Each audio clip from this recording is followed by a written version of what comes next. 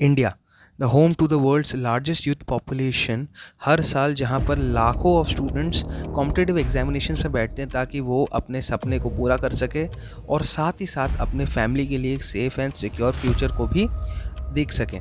यहाँ पर जो कॉम्पिटिटिव एग्जामिनेशंस होते हैं वो मेनली आईआईटी जेई, यूपीएससी या नीट जैसे एग्जामिनेशंस ही होते हैं, जहाँ पर स्टूडेंट्स बैठकर ना ही सिर्फ अपने सपने को पूरा करते हैं बल्कि हमारे देश के डेवलपमेंट में भी एक बहुत अच्छा और ठोस कदम रखते हैं। लेकिन क्या हो अगर सिस्टम ही स्टूडेंट्स के साथ धोखा करे, अगर सिस्टम ही स्टूडेंट्स के साथ खेल जाए, उनके फ्यूचर के साथ खिलवाड़ करे, तब स्टूडेंट्स कहाँ जाएंगे? This is the big story coming in, and this concerns our students in thousands and probably even in lakhs as the numbers are increasing. The controversy is over the NEET result that's refusing to die down. The students are even taking to streets and protesting against the government. देश के लाखों बच्चे doctor बनना चाहते हैं और इसके लिए मेडिकल कॉलेज के एग्जाम्स देते हैं।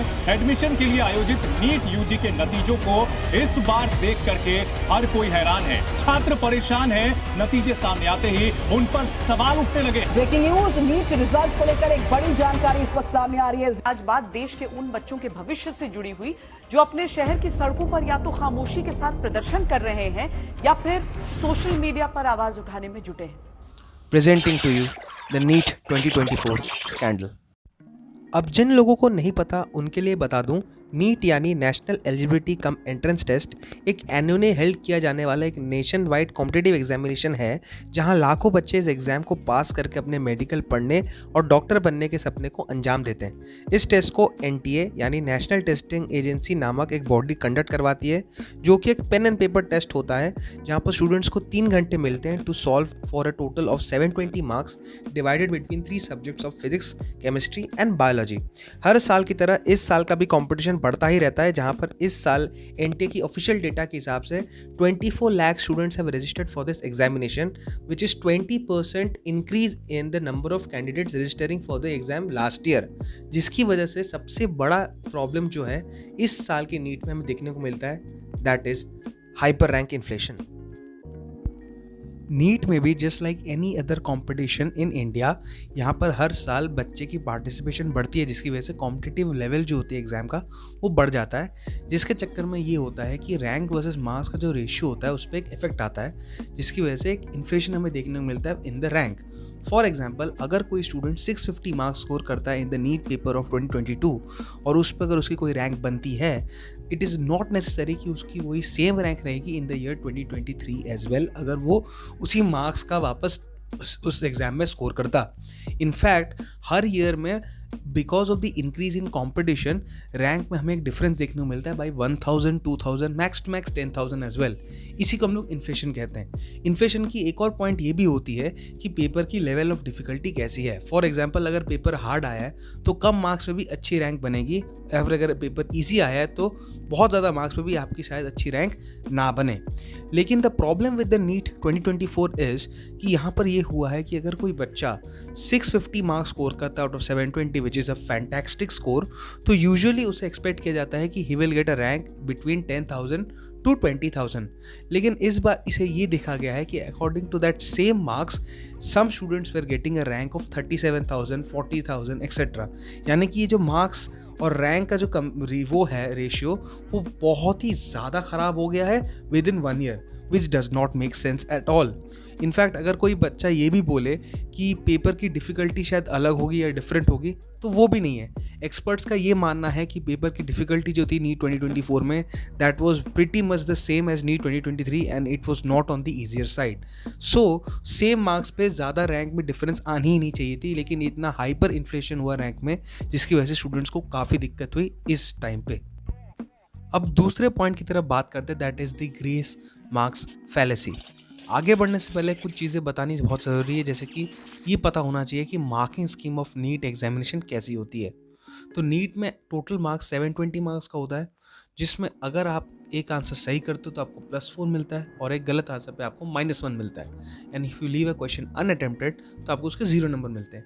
यानी कि अगर मैथमेटिकली देखा जाए, अगर कोई स्टूडेंट फुल मार्क्स की तरफ अचीव करने की सोच रहा है, so he has only 3 option. Either he can get 720 out of 720 which is a perfect score, या फिर वो 716 कर सकता है, या तो 715 कर सकता है, नॉट लेस देन दैट और नॉट मोर देन दैट, यहाँ पर वो रह सकता है। यानी कि अगर कोई बंदा 718, 717 या 719 सोच रहा है स्कोर करने की, तो वो पॉसिबल ही नहीं है मैथमेटिकली। लेकिन इस बार के नीट में ऐसा हुआ कि बहुत सारे बच्चों को 718, 719 जैसे मार्क्स मिले हैं। इंक्वायरी करने के बाद नीट ने ये कहा कि उन्हें ग्रेस मार्क्स से दिया गया था। अभी ग्रेस मार्क्स का प्रोविजन क्या है, वो ये है कि उन्होंने बताया कि ग्रेस मार्क्स उन स्टूडेंट्स को अवॉर्ड किया गया था जिनके पास लॉस ऑफ टाइम हुआ था एट द सेंटर, यानी कि उसको कॉम्पनसेट करने के लिए उन्हें ग्रेस मार्क्स दिया गया था। इसीलिए कुछ स्टूडेंट्स को 718, 790 जैसे नंबर मिले हैं और कुछ स्टूडेंट्स को इसकी वजह से फुल मार्क्स भी मिले हैं। इनफैक्ट एनटीए के ऑफिशियल डेटा के हिसाब से 6 स्टूडेंट्स ऐसे थे जिनको कॉम्पनसेट किया गया था and they got a perfect score of 720 out of 720। अच्छा, जो टॉपर की लिस्ट है इसमें भी अपने आप में एक इशू है, जहाँ पर ये दिखाया गया है कि there were 67 students in total who had scored a perfect 720 out of 720, जो कि अपने आप में बहुत ही ज़्यादा एब्सर्ड है। यानी कि ये देखा गया है कि पिछले कुछ सालों में the number of students who have got perfect score are always under 10, और इस बार 67 जाना अपने आप में बहुत ज़्यादा ही अनरियल लगता है और थोड़ा सा एम्बिगुअस भी हमें लगने लगता है।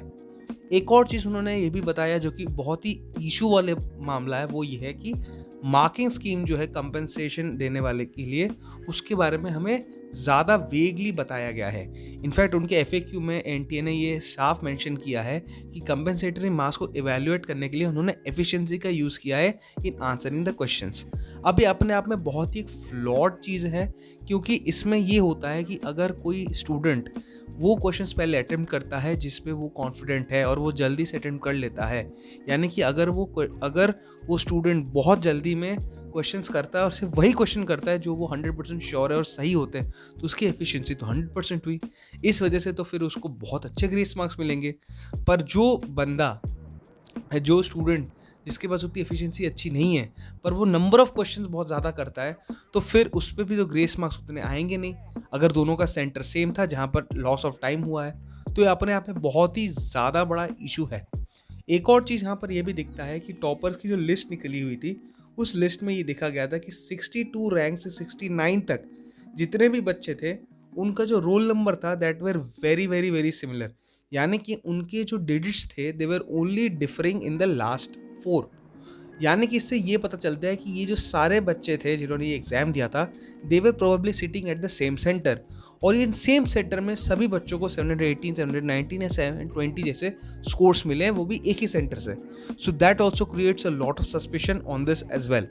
इन सब के बीच जो है स्टूडेंट्स पे बहुत ज़्यादा दबाव बनता है और स्टूडेंट्स के दिमाग पे प्रेशर आने लगता है।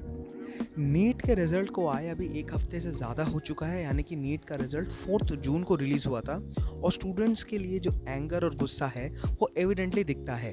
मीडिया न्यूज़ चैनल्स इस न्यूज़ को बहुत एक्सटेंसिवली कवर तो कर ही नहीं है, साथ ही साथ नामी इंस्टीट्यूशंस के रिप्रेजेंटेटिव्स भी अपनी आवाज़ उठाने के लिए तैयार हैं। केस सुप्रीम कोर्ट तक भी गया है, जहाँ पर अभी कोई फाइनल वर्डिक्ट इसके रिगार्डिंग मिला है नहीं। हाई इन्फ्लेशन मार्क्स और ग्रेस मार्क्स की फैलेसी के बाद भी कुछ और भी लूप होल्स और इश्यूज़ हैं जो एविडेंटली हमें दिखते हैं। फॉर एग्जांपल, रिज़ल्ट जो है वो इलेक्शन डे के रिज़ल्ट के दिन ही क्यों आया? ऊपर से अगर आपको reopening of the registration window करना ही था तो वो 1 महीने बाद ही क्यों हुआ, after the official window was closed? ये सब जो है ये एक सवाल खड़े कर देते हैं। लेकिन स्टूडेंट्स के बीच में अभी भी उम्मीद है कि उन्हें इंसाफ मिलेगा, और स्टूडेंट्स ये मांग कर रहे हैं कि उनके साथ जस्टिस हो। हालांकि हम लोग बस यही कह सकते हैं कि इतने बड़े डेमोक्रेटिक देश में अगर स्टूडेंट्स के साथ ऐसा होगा तो देश आगे कैसे बढ़ेगा। वैसे ये मेरे विचार थे, आपके क्या विचार हैं कमेंट सेक्शन में ज़रूर बताना। तब तक के लिए मिलते हैं। जय हिंद, वंदे मातरम।